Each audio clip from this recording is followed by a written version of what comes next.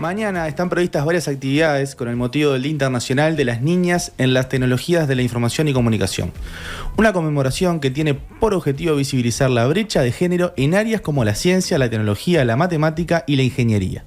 El informe anual 2024 de la Cámara Uruguaya de Tecnologías de la Información, la CUTI, dice que el empleo de mujeres en este sector alcanza solo el 33% y que incluso disminuyó esa participación respecto al 2023. Para profundizar más al respecto, recibimos en La Rosca a Natalia Moreira. Ella es licenciada y magíster en Sociología y candidata a doctora en Sociología por la Facultad de Ciencias Sociales de la Universidad de la República. Bienvenida a M24 y a La Rosca, Natalia. Bueno, muchas gracias por la invitación, un gusto estar acá. Muy buenas tardes. ¿Cómo le explicarías de forma sencilla a la audiencia qué significa brecha digital de género? Bien, bueno, la brecha digital en principio hace referencia a la distancia, la diferencia que existe entre quienes tienen acceso y no tienen a determinadas tecnologías.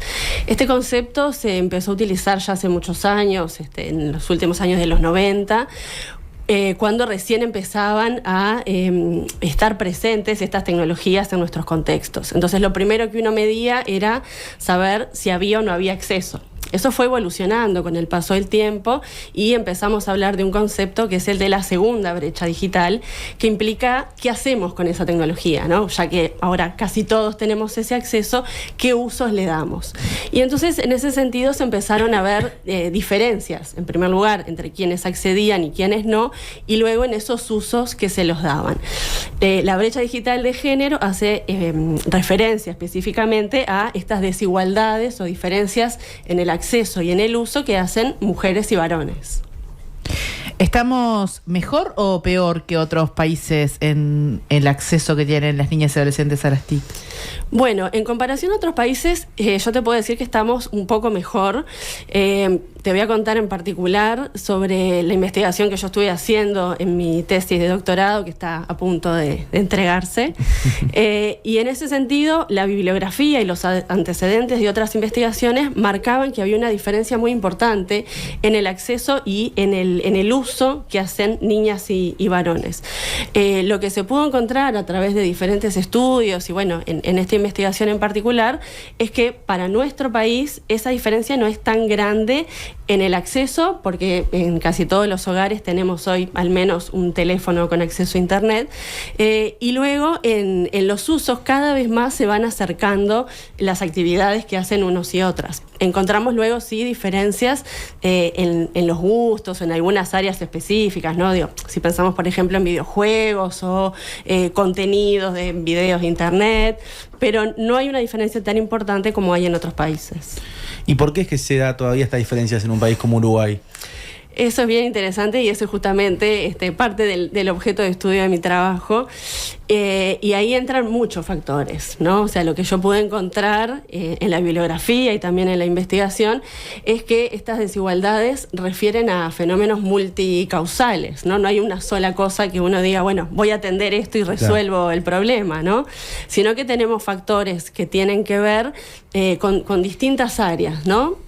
Hay una cosa muy importante que se encontró que tiene que ver con lo que nosotros llamamos desde la sociología los procesos de socialización, o sea, cómo nos vamos conformando como personas, como miembros de la sociedad, y ese proceso es bastante diferente si somos niñas o si somos varones, ¿no? O sea, desde la infancia, pensando, por ejemplo, qué tipos de juguetes se nos ofrecen, ¿no? cuando somos niños, qué actividades se nos proponen realizar, qué adjetivos se nos dan, ¿no? Por ejemplo, no sé, varones valientes, intrépidos, niñas inteligentes, dedicadas, prolijas, ¿no? Eso seguramente varios lo han escuchado. Y eso también tiene como otras causas que refieren, por ejemplo, a los modelos, ¿no? que uno tiene para identificarse. Cuando estamos en la formación, ya sea en la escuela, en el liceo, muchos de los libros de estudio nos muestran también algunos estereotipos de género, o sea, qué es lo que hace un varón y qué es lo que hace una mujer. Aunque no sean libros que trabajen esas temáticas, ¿no? Un libro de lengua, por ejemplo, o de matemática, puede ponernos ejemplos donde hay varones haciendo trabajos quizás que requieran esfuerzo, y bueno, mujeres que están cocinando o trabajando como maestras. Incluso dentro de la misma ciencia, los varones en el laboratorio y las mujeres en ciencias sociales. Exacto. Y eso es bien interesante porque a pesar de que estamos en el siglo XXI, esos modelos siguen estando muy presentes.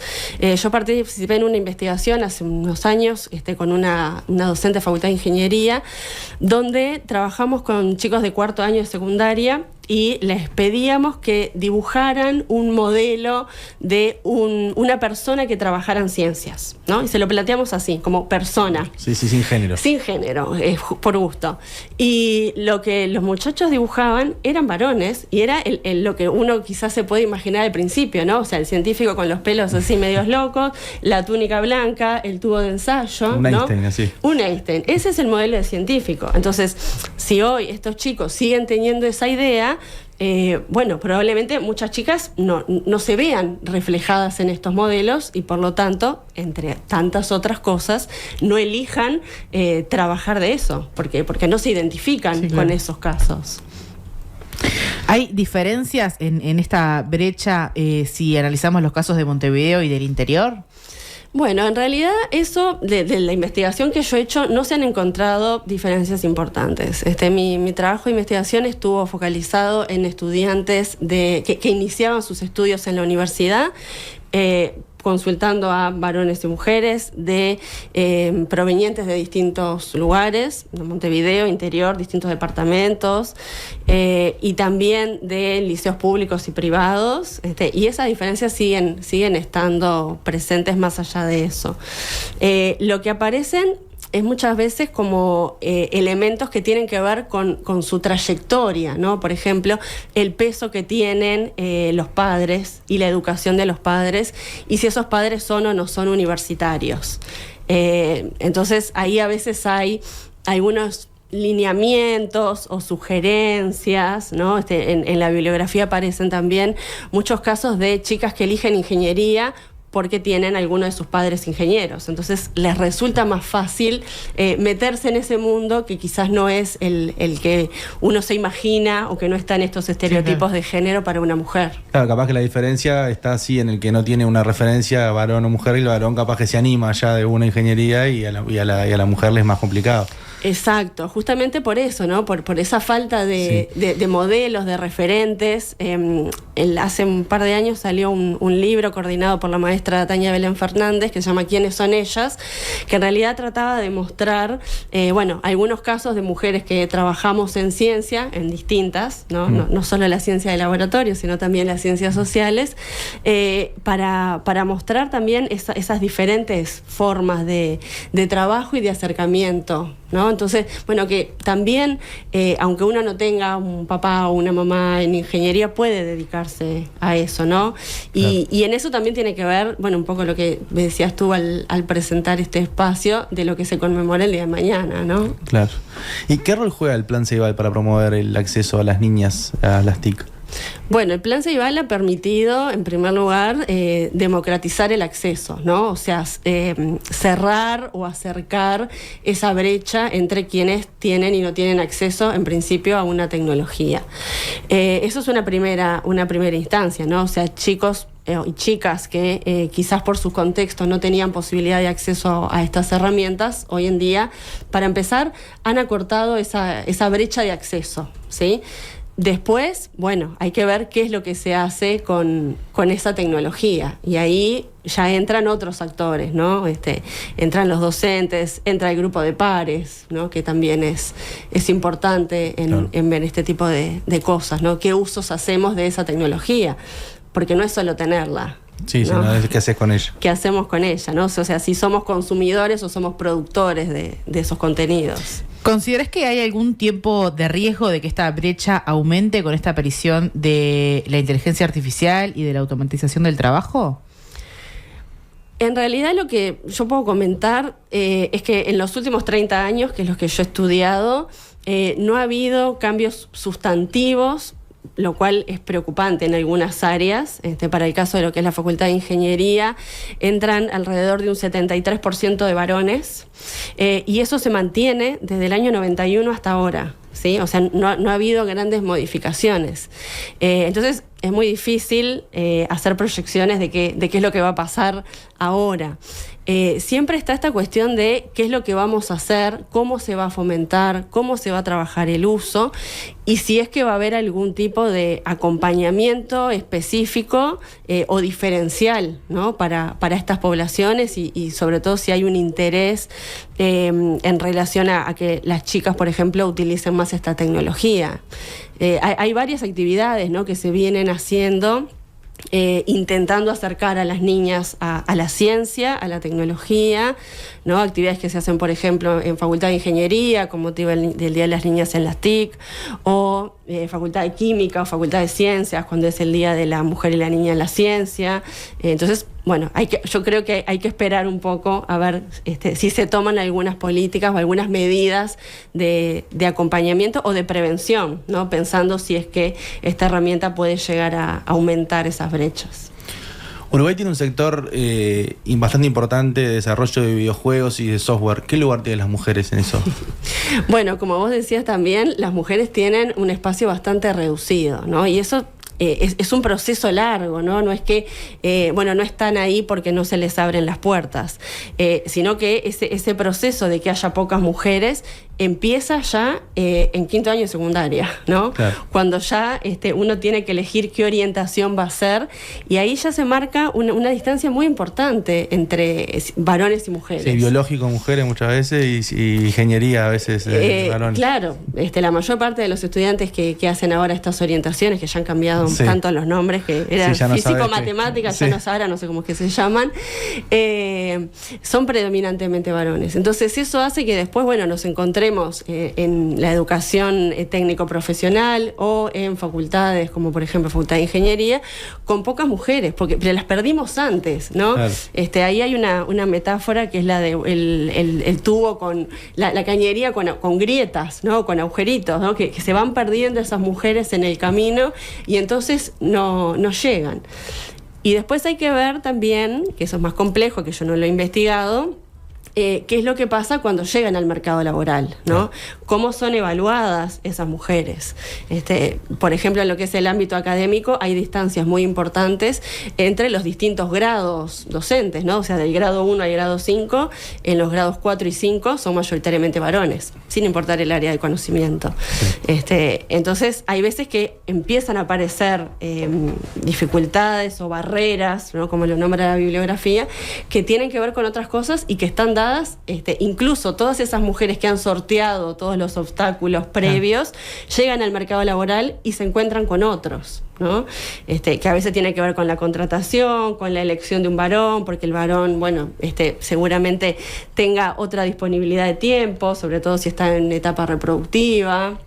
Y después, también hay en algunos casos estereotipos de género muy, muy firmes, donde se sigue pensando de que esos espacios son para varones, ¿no? ¿Y qué es lo que va a hacer? Claro. ¿No? ¿Por qué tenemos que contratar a una mujer y un varón? ¿Qué políticas públicas pensás que se podrían implementar en nuestro país para intentar achicar esta brecha? Bueno, hay varias cosas que se vienen haciendo, ¿no? Una, en principio, fue esto de la creación del Plan Ceibal, o sea, el acceso a la tecnología para todos. Después hay algunas acciones como la conmemoración de estas dos fechas, ¿no? En febrero y ahora en abril, que le dan un lugar específico a las niñas como un tema de preocupación, de que estén presentes en la ciencia y en la tecnología. Pero hay que seguir trabajando a nivel de la educación, sin duda, porque por más que a veces uno piense que hay muchos cambios y que ahora contamos con profesionales jóvenes, hay estereotipos que se siguen replicando, incluso en educadores jóvenes. Entonces hay que trabajar desde una mirada de género, incluyéndolo en la formación docente y en las formaciones también de carreras universitarias. Y después hay algunas iniciativas de corte privada que me parece que son interesantes, que tienen que ver con esto que les comentaba de la socialización de género y estos procesos en la infancia y los juegos. Hay un una marca que no vamos a nombrar, que ha implementado un sector de juguetería dedicado específicamente a juguetes de ciencia, en donde ha cambiado todo su formato de marketing, sus cajas, su packaging, para que no sea necesariamente un juguete dirigido a varones, como sí era hace años atrás, ¿no? O sea, uno iba por la góndola y estaba varones, mujeres, los bebotes, las cocinitas y los autitos y las herramientas. Y los juguetes de ciencia entraban ahí, ¿no? Entraban con los autitos. Los laboratorios. Exacto. Entonces, bueno, hay una marca que ha generado un espacio específico, que es el sector que se le llama STEM, ¿no? Por la sigla en inglés, donde tiene juguetes de ciencia con ingenieras, ingenieros, ¿no? Científicos, científicas, fomentando también que para desde el mundo adulto podamos elegir ese tipo de juegos y de juguetes para nuestros hijos, sobrinos, etcétera, ¿no? O sea, acercándolo también desde esto. Y después, bueno, publicaciones, ¿no? Como la que mencionaba recién. Hay líneas de investigación específicas que desde la universidad se han financiado para hacer investigación y recopilar información y poner el tema en agenda, ¿no? Que eso creo que es fundamental, que esto sea una preocupación de que sigan pasando los años y sigamos teniendo estas mismas diferencias, y que las chicas no elijan esto teniendo la posibilidad como tienen de elegir otras áreas. Bueno, muy bien. Natalia, muchas gracias por habernos acompañado en La Rosca. Estábamos hablando con Natalia Moreira, investigadora de la Universidad de la República, en temas de género y nuevas tecnologías.